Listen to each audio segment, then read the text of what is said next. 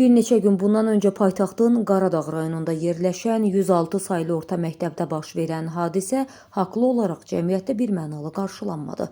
Səidə Bəkir qızının təqdimatında bir tərəfli şərh olunan məsələnin qarşı tərəfi haqsızlığa məruz qaldığını, şərəf və ləyaqətinin alçaldığını bildirir. Qeyd edək ki, iddialarda sözgedən məktəbin valideyni olan Samirə adlı xanımın təhsil ocağında öz qayda qanununu yaratdığını, şagird və müəllim heyətini qoruğu içində saxladığı, hətta direktor daxil Təhsil Nazirliyinin də ondan çəkindiyi barədə fikirlər səslənirdi. Səs yazısı, görüntü, intihar məktubu sərgilənən sujetin bir sıra qaranlıq məqamlarına qarşı tərəfin də açıqlaması var. Səidə xanımın jurnalist etikasına zidd olaraq araşdırmanı bir tərəfli apardığını deyən Samirə xanım şikayət edən valideynin əsas məqsədini açıqlayıb. Onun sözlərinə görə 106 saylı orta məktəbə yeni direktor gəlib və bir sıra islahatlar aparıb. İslahatlar nəticəsində bir neçə işçi işdən kənarlaşdırılıb. İndi həmin işçilər bir neçə valideynlə birləşib planlı şəkildə direktora qarşı kompromat aparırlar və məktəbin işgüzar nüfuzuna xələl gətirirlər. Samirə xanım bildirir ki, 10-cu sinif şagirdinin intihar məktubu efirdə səsləndiriləndən sonra məktəbdə şagirdlərin psixologiyasına təsir edib və elə Samirə xanımın öz qızı da intihar məktubu yazaraq anasına atılan şər böhtan xarakterli məlumatlara dözmədiyini və canına qəsd etmək istədiyini deyir. Qeyd edək ki, məktub məktəbin psixoloqu tərəfindən tapılıb və artıq 10-cu bölməyə təqdim olunub. Samirə xanımın adının hallanmasına gəlincə isə o bildirir ki, həmin məktəbin bütün tədbirlərində ictimai məsələlərin təşkilində aktiv iştirak edib. Hər zaman təşəkkürnamə alan valideynlərdəndir. Yəni, göz önündə olan şəxs kimi o da direktorla birgə hədəfə alınıb. Yayımlanan səs yazısına aydınlıq gətirən Samirə xanım bildirir ki, səs yazısı bir neçə ay bundan öncəyə aiddir və o zaman valideyn onu söyüb təhqir etdikdən sonra verdiyi reaksiyadır. Bir neçə ay bundan öncəki səs yazısını bugün gündəmə gətirib həm direktoru, həm də məni ləkələmək üçün qurulan bir oyunun içindəyik, deyə Samirə xanım bildirir.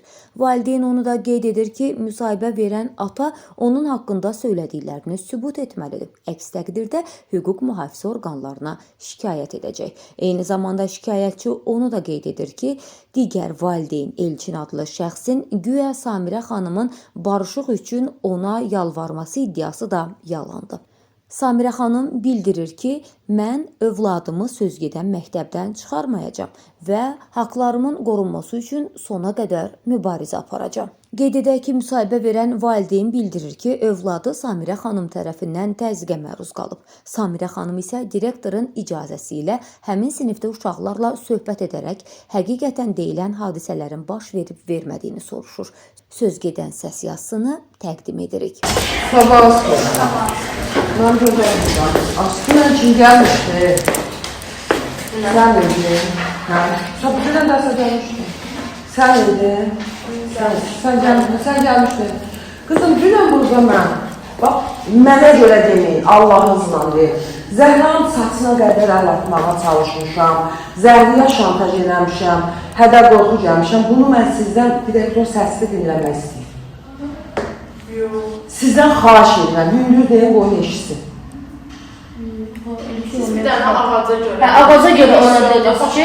Dünən mən Zəhriyə nəsə artıq söz demişəm, deməmişəm. Yox, xeyr.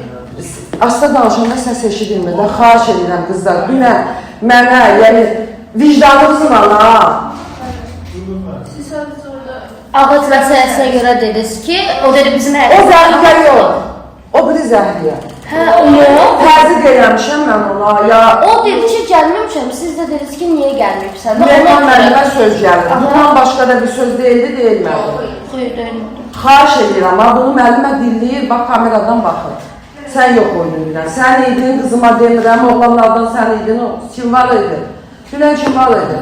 Sən sinifdəydin? Yox, çıxmışım səhvləri.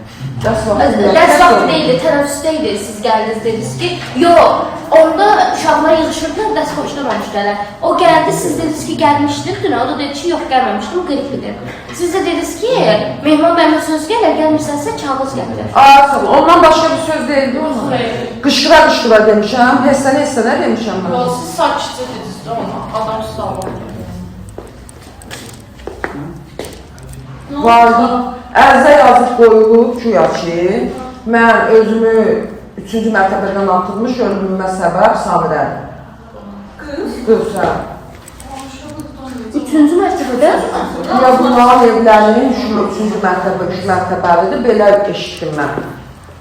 Güya bunu özünü öldürürmüş ki, kağız yazıb bu ki, valideyn Samirənin üzündən dünən güya mən ona müdaxilə eləmişəm də, başa düşdür. Dünən də elə bir halı yoxdu axı, dünən də yaxşı idi deyib gülürdü. Yəni sizdən bir xahiş edirəm, həqiqətən sinifdə olanlardan. Demirəm ha, mənə görə, ondan sonra hər şey kamera var, dünən düşüb, necə şimdi deyirəm, nicəllərimə baxır. Yəni sizdən xahiş edirəm. Siz idiniz, yəni polis çağıracam, gəlsin izahat alsın.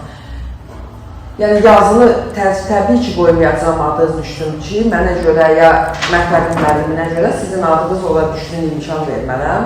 Heç özümə görə olsa belə. Amma ən azından quru ifadə ilə də olsa polisə necə olub? Yəqin ki, onun səs kaydına düşür və götürəcək. Yəni, bu açıq aydın bilir ki, bizim sinifdə kamera var. Amma yenə də sizdən xahiş edirəm, 4 qız olmuşsunuz Nihal'dan başqa. O qıza təzyiq göstərilmədi. O qıza qışqırdım, bəlkə olar mən qışqırmışam bilmədən. Hər iki tərəfin mövqeyini bildirdik. Məsələ isə artıq hüquq mühafizə orqanlarının nəzarətindədir. Ümid edirik ki, narahat edici problem tez bir zamanda öz həllini tapacaq. Mövzu ilə bağlı lazımi qurumların və şəxslərin mövqeyini işıqlandırmağa hər zaman hazırıq.